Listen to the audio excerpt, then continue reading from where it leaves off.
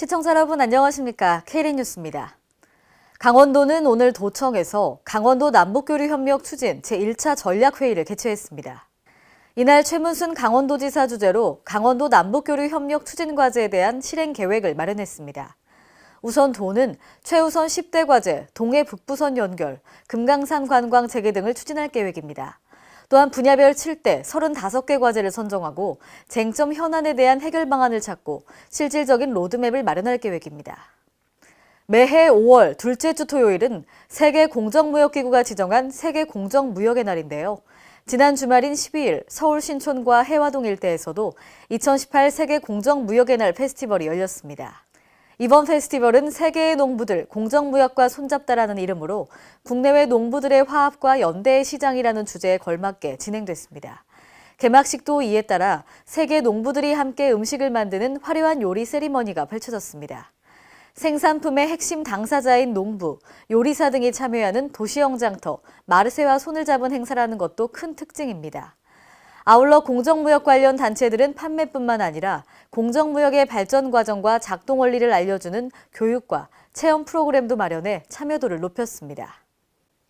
경기 북부 지역 외상 환자의 골든아워를 사수할 경기 북부 권역외상센터가 지난 11일 가톨릭대학교 의정부 성모병원에서 개소식을 열고 본격적인 운영에 들어갔습니다. 권역외상센터는 중증 외상 환자에게 365일 24시간 즉시 응급수술과 최적의 치료를 제공할 수 있는 장비와 인력 등을 갖춘 전문 치료시설입니다.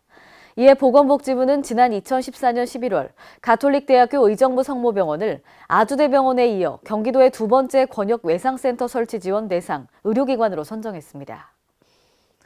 대구광역시는 지난 11일 시민건강놀이터 건강콘서트홀에서 장애인 재활사업 담당자 60여 명을 대상으로 찾아가는 재활교육을 실시했습니다. 이번 교육은 국립재활원에서 한 해 한 곳씩 선정해 지원하는 교육입니다. 재활사업 실무자들이 장애인 재활에 평생 함께하는 보조기기 분야를 연계해 진행됩니다. 시는 장애인의 의료 이용 불평등 해소 및 장애를 예방하기 위해 지난 2007년 동구보건소가 재활사업을 선도적으로 시작해 현재 8개 구군에서 지역사회 중심 재활사업을 실시하고 있습니다. 전라북도 자원봉사센터가 12일 도청에서 2018 청년봉사단 발대식을 가졌습니다. 이날 행사에는 청년에게 희망을, 청년에게 미래를이라는 슬로건 아래 청년봉사단원들의 다짐과 세상을 바꾸는 자원봉사, 청년이 희망이라는 주제로 특강이 진행됐습니다. 청년봉사단은 전라북도가 직면한 문제 중 여가문화, 고령화 사회 등을 위한 기획형 봉사활동을 약 7개월간 진행할 예정입니다. 한편 전북도 청년봉사단은 도내에 거주하는 18세 이상, 39세 이하 청년들로 문제를 해결하는 데 이들의 적극적인 참여를 활성화할 계획입니다. 충청남도는 지난 12일 도청에서 제2회 충남 다가족 다문화 어울림 대축제를 개최했습니다. 이번 대축제는 가족 친화적 사회 분위기를 조성해 가족 간 화합의 장을 펼칠 수 있도록 하기 위해 마련됐습니다. 특히 올해는 세계인의 날을 앞두고 이주자의 사회 기여를 재조명하는 다문화 인식 개선 캠페인과 연계해 개최됐습니다. 이날 외국인 주민 사회 통합 및 건강가정 문화 확산 유공자 29명에 대한 표창과 함께 도민 합창 퍼포먼스가 진행됐습니다. 백제 부흥운동 최후 거점성인 부안 우금산성에 남문지 유적이 확인됐습니다. 홍재희 기자가 보도합니다.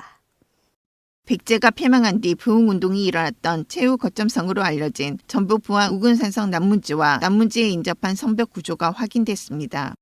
이에 따라 부안군과 전북문화재연구원은 9일 우금산성 현장에서 학술자문회와 현장 설명회를 갖고 우금산성 남문지와 성벽 구조 등을 최종 확인했습니다.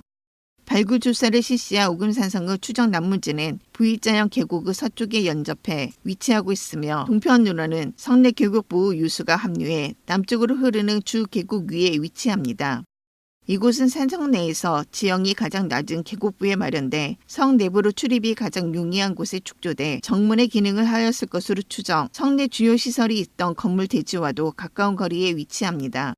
남문지는 거의 붕괴돼 본래의 모습을 찾아볼 수 없지만 문지 통로부 형태는 확인된 초석을 기준으로 볼 때 장방형으로 추정됩니다.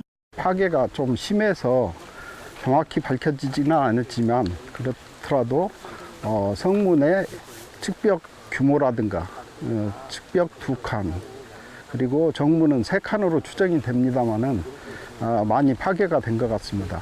통로보호 규모는 조사구역 북쪽에서 확인된 초석과 남성벽 외벽을 기준으로 보면 추정 길이 780cm, 주초석간을 기준으로 한 추정 너비는 480cm입니다. 남성벽은 모래흙과 풍화토를 깐 후 길게 깬 돌을 이용하여 바른팀 쌓기 축조, 외면은 고르지 않으며 남문지 바깥쪽 박석시설 규모는 잔존 길이 490cm, 잔존 너비 280cm 정도입니다. 이번 조사를 통해 우금산성읍 문지 축조 방법과 성벽의 구조를 확인할 수 있어 앞으로 보건 정비 사업에 중요한 자료가 될 것으로 기대합니다. K랜 홍재입니다.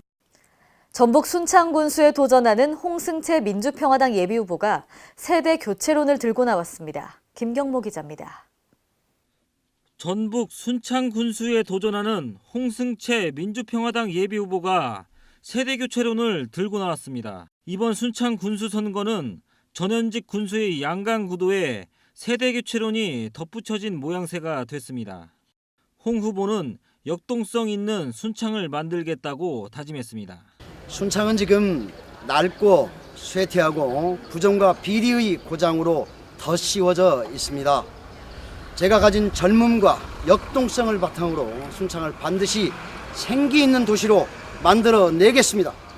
홍 후보의 도전으로 3파전 구도가 형성됨에 따라 국민들의 표심이 어디로 향할지 관심이 집중되고 있습니다. K랜 김경모입니다. 오늘의 브리핑 뉴스입니다. 인천광역시 강화군 길상면과 선원면을 잇는 국지도 84호선 건설공사가 착공에 들어갔습니다. 이 구간은 2023년까지 총 905억 5천만 원이 투입돼 총 연장 9.37km에 교량 3개소, 교차로 13곳이 들어서는데요. 이 도로가 개통되면 강화군 남북을 잇는 중심도로로 내륙권으로서의 접근성이 향상돼 지역 관광산업 활성화에도 큰 도움이 될 것으로 기대하고 있습니다.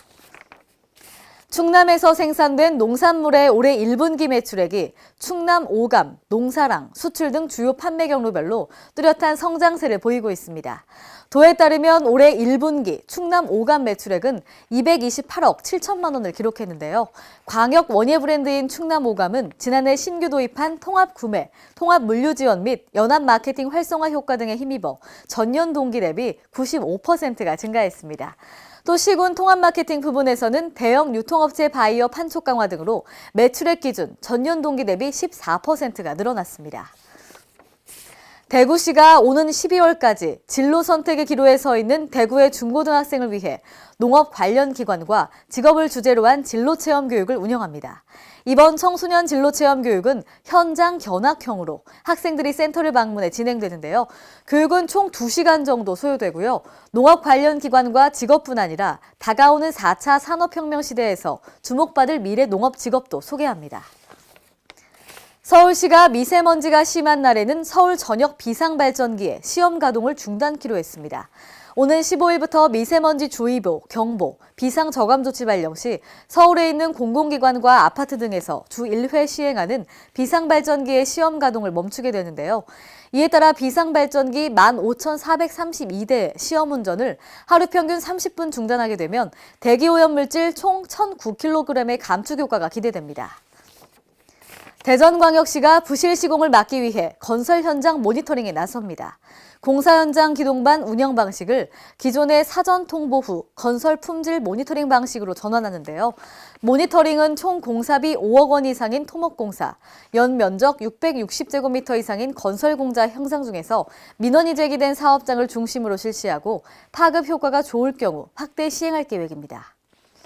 이상으로 K랜 뉴스를 마칩니다. 시청해주신 여러분 고맙습니다.